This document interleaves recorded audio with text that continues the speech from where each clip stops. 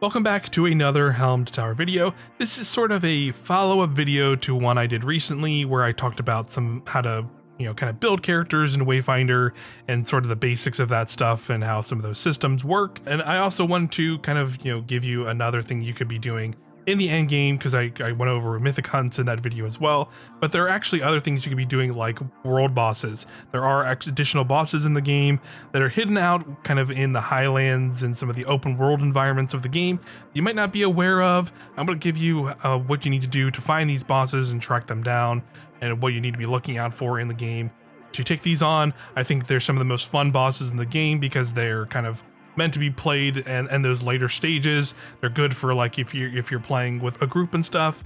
So it's fun stuff you can do in the end game. They also have a lot of cool rewards and stuff like that, like cool cosmetics and pieces of armor sets for some of the late game sets that all the Wayfinders have. So there's a lot of cool stuff to be doing, taking these bosses on, a lot of good rewards. So I'm just gonna go in order of when you'll probably run into these bosses. You'll find some in the Highlands and Frostmarch, and even there's some in the Crucible, but I will admittedly say I would not consider the Crucible world bosses or events as big as some of the more recent ones, unfortunately, which is a little disappointing, but I think that's just was due to lack of time and development. They would have needed to kind of get that stuff ready for this 1.0 release. There's still tons of world bosses you can go take on that are a lot of fun in the game, regardless. So first up, you probably already know this one. You've probably, if you watched my previous video about how to unlock characters, the first one is Nightmaw. It's this big worm boss in the Highlands. You're gonna head over to the Codex Halls and kind of you can follow this path here in this footage I have. What you're gonna need to find are these worm baits. These are going to be found in these sort of dirt mounds. They're kind of sprinkled all throughout the Highlands. If you find them, there's a chance they could be like an enemy ambush with like goblins, but most of the time they're going to be chests you can just open and it'll give you a worm bait. I think you need at least 2 to activate the fight. So once you do that, you just get the worm baits from those mounds, take on Nightmaw, and then you can do that. What you might not know, which again, this is maybe like a minor story spoiler, but later in the game, you're given access to another crafting material through one of the main quests that let you take on a harder variant of Nightmaw called Dark Star Nightmaw. You can craft those materials at an Echo Matrix, which is nice, but it's basically just like a version of Nightmaw that has more health, different rewards tied to it as well, but you can also get all of the rewards from the previous Nightmaw. So it's definitely better to farm later in the game if you're willing. Pretty straightforward boss. You just need to be in the Highlands. It's probably one of the first ones you can take on relatively easy, but I will say it's still probably recommended to wait till you're later, kind of fully leveled, or if you have a group of players you're playing with and you're all like relatively leveled. I think you can do that as well. There is another world boss in the Highlands. If you're a long-time Wayfinder, if you've been playing since early access, you probably know about this boss. But if you're new, you probably don't know how to get to this boss, so let me explain it. So they changed originally this boss when it first came out because Wayfinder was a live game. This was actually on a world timer, so you kind of had to wait for a timer, but now it works very differently. In this version of the game, first you're going to need to progress through the main campaign quite a bit and get to the second major zone, which is Frostmarch. In Frostmarch, there is this area kind of in the south part of the map called the Cindered Village. When you go there for the first time, and you can go there subsequent times too, you're basically going to activate a unique event that happens there. And to complete this event, you're basically going to run around the village and look for these kind of fiery runes that are on certain buildings. Once you activate them, you're going to light the buildings on fire. Great work, you're now an arsonist. But once you do that, for those 4 buildings in the environment, you have to go fight a mini boss, defeat that boss, and then you'll get an item called Primal Fragments. With these, you can then go to where Pyre is in the Highlands, which is kind of behind the Ironstone Keep where the Undercroft Lost Zone is. You can go basically kind of behind that, and you'll see kind of like a burning kind of fiery environment. You're going to take the Primal Fragments and give them to the little kind of pedestal that's there, and that'll activate the boss fight now, and then you can take on Talon of Pyre. He's definitely, the OG world boss of Wayfinder, so, weirdly nostalgic, even though the game's not been out for that long, but, it's a cool fight. You have kind of a lot of, he has like a lot of big AoE attacks where he summons meteors that can slam down on you, which you have to like find like a good time to dodge. He has like other moves. He has kind of like a wipe mechanic, like a raid boss almost, where like once he gets low enough, you have to do as much damage as possible to take him out. So pretty fun. you know, and he has a bunch of cool unique rewards like pretty much all these world bosses do, where they have unique mounts that you can get. They have unique weapons like, you know, the classic big fiery Titan's Bane sword. There's a Hell Swarm. It's a fiery shotgun that can shoot meteors and stuff. So pretty cool stuff you can get from him as well. That's been in the game for a while, but you know, if you're newer, you might not know that. But those are the two main world bosses you can fight in the Highlands. Let's move on to the ones you can find in Frostmarch.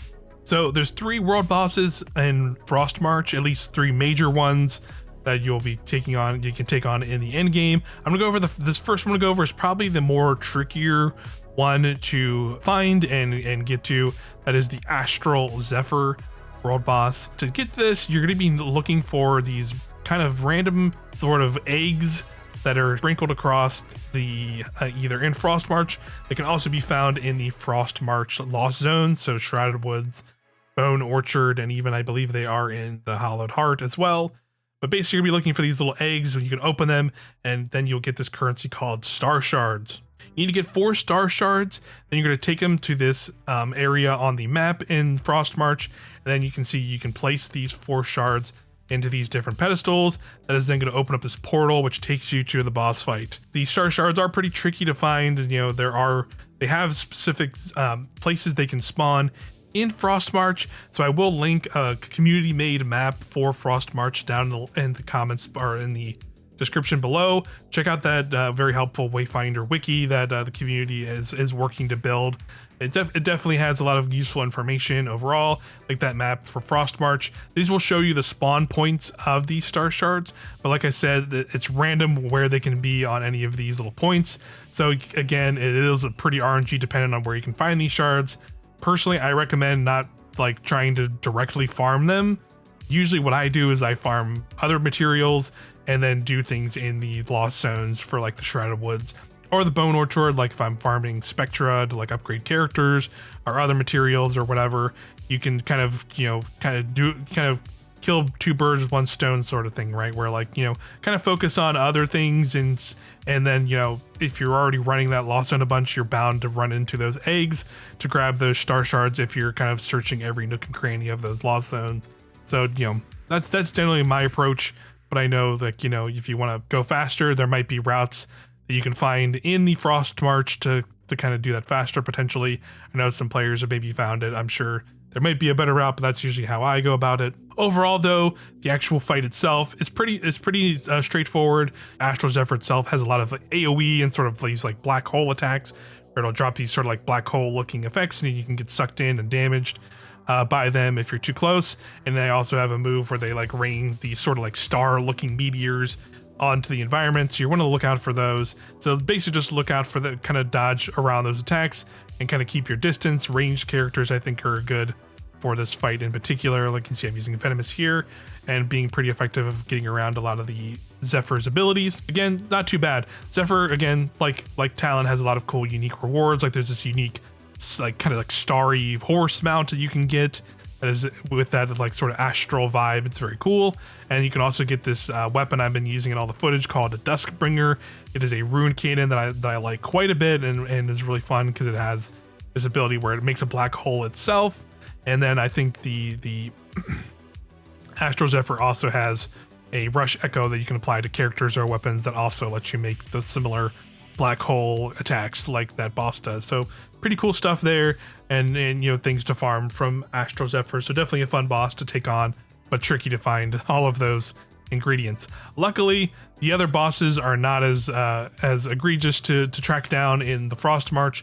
There are 2 other ones to go over. The easier one to get across is Fallen Greedlord, but I would definitely consider it probably the hardest boss in the game on the other end, because, you know, all you need to do is go to this area of the Frostmarch. There's even a fast travel point right next to it when you get there, but you're gonna head to this kind of sort of, you know, train kind of railroad, and it goes into the side of the mountain.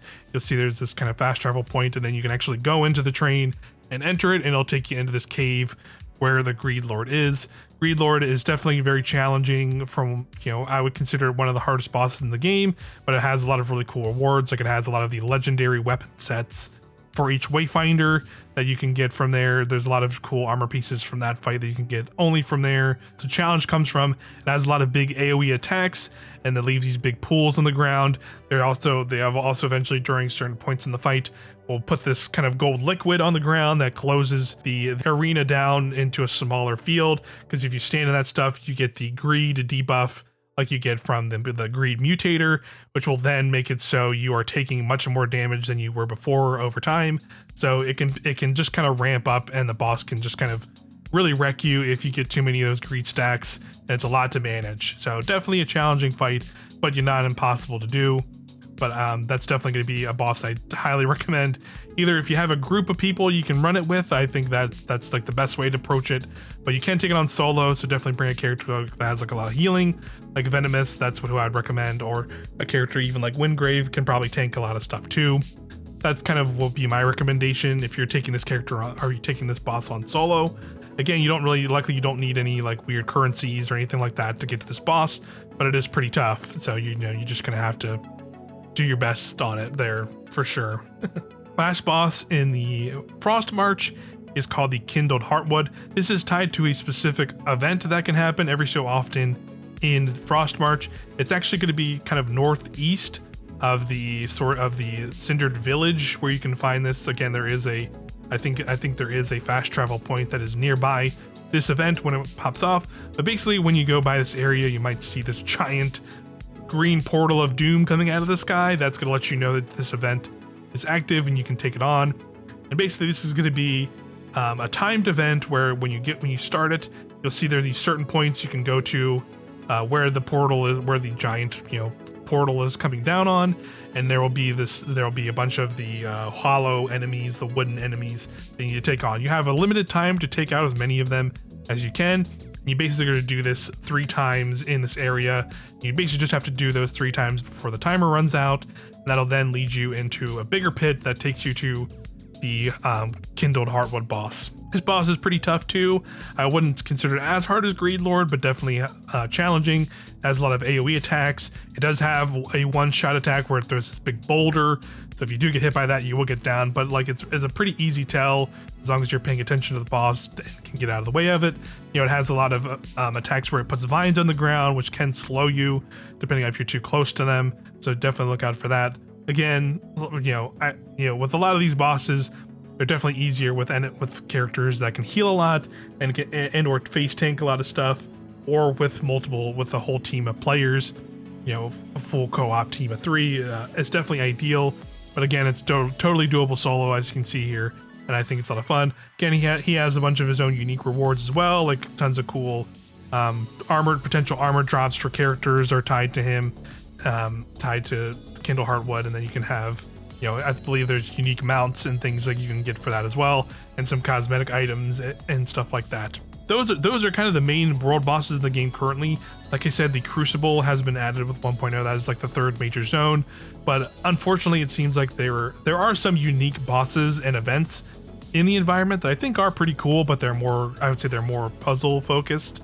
And the bosses are definitely not as challenging as I would say as some of these other world bosses, and they do not have like their own unique kind of rush echoes that you can also get from these bosses, which I didn't mention too much, but those are things as well where they each have their own unique abilities and passives you can apply to your weapons and characters with rush echoes from each of them. But the Crucible doesn't have as much as that. I think that maybe just been a factor of, they were already trying, spent a lot of stumbles and difficulties getting Wayfinder to 1.0, and they probably are just running on fumes, respectfully, trying to get this game out.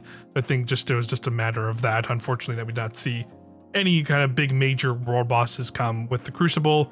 But there's still some cool unique things in there to do regardless, and I think the story stuff that's in there is pretty cool, at the least.